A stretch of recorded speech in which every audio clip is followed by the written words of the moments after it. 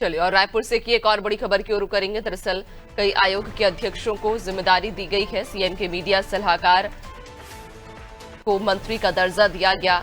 योग आयोग के अध्यक्ष को कैबिनेट मंत्री का दर्जा दिया गया, जबकि विशेश्वर पटेल को कैबिनेट मंत्री का दर्जा दिया गया है। इधर गौ सेवा आयोग के अध्यक्ष हैं विशेश्वर पटेल, युवा आयोग के अध्यक्ष को राज्य मंत्री का दर्जा दिया गया है। ज्यादा जानकारी लेंगे सहयोगी कुलभूषण लगातार हमारे साथ बने हुए हैं। कुलभूषण, कहा जा रहा है कि कई आयोगों को बड़ी जिम्मेदारी दी गई है और सीएम के मीडिया सलाहकार को मंत्री का दर्जा दिया गया। इसके साथ ही कई अध्यक्ष हैं जिन्हें भी बड़ी जिम्मेदारियां दी गई हैं।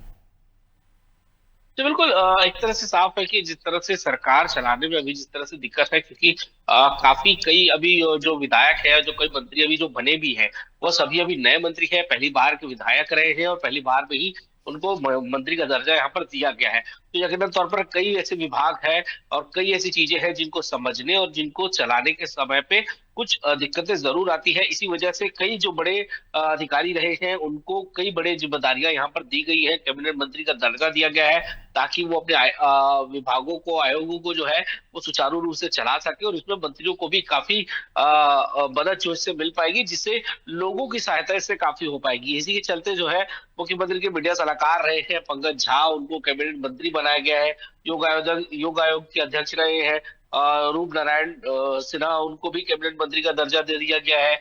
गौ सेवा आयोग के अध्यक्ष विजय पटेल रहे हैं, वो कैबिनेट मंत्री का यहाँ पर दर्जा पाया है। साथ ही साथ युवा आयोग के जो अध्यक्ष रहे हैं विजय सिंह तोमर, उनको राज्य मंत्री दर्जा यहाँ पर दिया गया। तो यकीनन तौर पर अपने आप में एक बड़ी जिम्मेदारियां हैं, सभी को लेकर यहाँ पर दिए गए हैं।